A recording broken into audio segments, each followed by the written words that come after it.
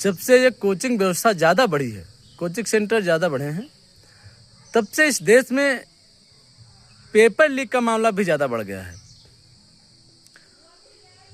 और इसलिए बढ़ा है कि वो कोचिंग सेंटरों में होड़ लगती है कि मेरे यहाँ के बच्चे पढ़ने वाले ज़्यादा पास होते हैं, ज़्यादा नौकरी पाते हैं। और कितने पाते हैं तो आप लोगों को पता है। शायद 1 लाख बच्चा पढ़ता हो या 20,000 बच्चा पढ़ता हो, उसमें 10% पाते होंगे। लेकिन जो 90% बच्चे होते हैं वो फिर भी रोजगार रह जाते हैं।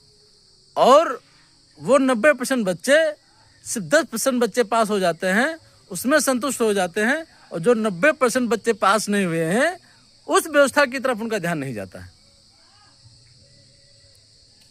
आप विचार करिए कैसी व्यवस्था है। लेकिन इस देश में सरकार की व्यवस्था में एक रहने वाला व्यक्ति, एक व्यक्ति गलत कर देता है तो पूरी व्यवस्था पर प्रश्न खड़ा कर देते हैं लोग, यही युवा। लेकिन उस कोचिंग सेंटर पर नहीं प्रश्न खड़ा कर रहे हैं जो अपनी होड़ में एक टीचर को खरीदने की पूरी कीमत लगाते हैं, 50 लाख 1 करोड़ रुपए लगा देते हैं। और ये टीचर पकड़ा जाएगा, पेपर लीक करने वाला चला जाएगा, जेल चला जाएगा, उसका घर भी गिर जाएगा, कोई बात नहीं।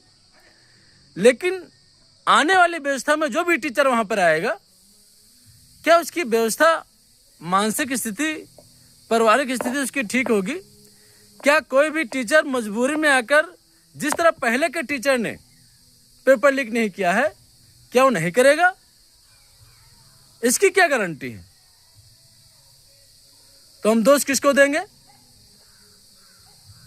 उस व्यवस्था को, जो इस व्यवस्था को चला रही, या उस व्यवस्था में रहने वाले जो एक एम्प्लॉय, जो टीचर है, जिसको टीचर हम कहते हैं, उसके माध्यम से।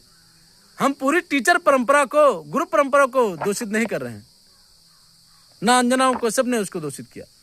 लेकिन क्या कोचिंग सेंटरों के माध्यम से, ऐसा तो नहीं इस देश में सिर्फ अपनी वाहवाही के लिए, कि अराजकता फैलाने के लिए हम एक बड़ा बाउंड्री तैयार कर रहे हैं, होड़ तैयार कर रहे हैं? और इस देश में शिक्षा व्यवस्था भी किनके हाथों में, सोचिए।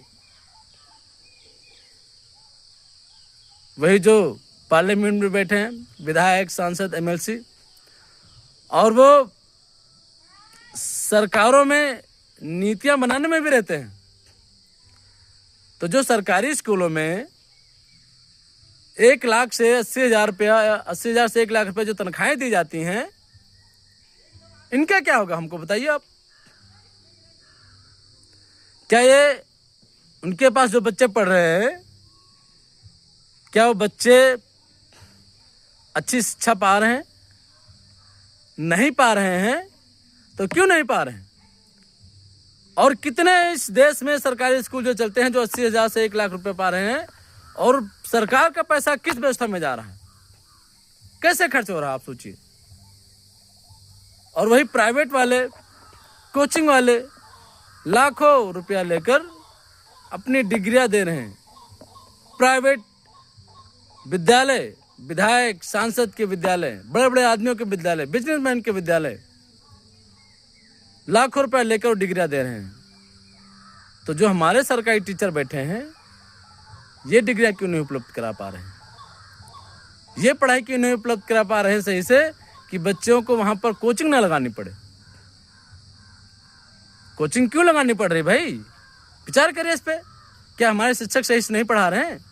ये सरकार को इस व्यवस्था की तरफ पूर्ण ध्यान देना चाहिए। कोचिंग सेंटरों को बंद करना चाहिए। इस देश में जितने भी कोचिंग सेंटर हैं, और जिनको 1 लाख से 80,000 रुपया, 1.5 लाख रुपया दिया जा रहा है टीचरों को, उनकी जवाबदेही तय करनी चाहिए। इसलिए कोचिंग सेंटर बिल्कुल इस देश में बंद होने चाहिए। मैं पूर्णतः इस बात से सहमत हूँ। जय श्री राम भैया।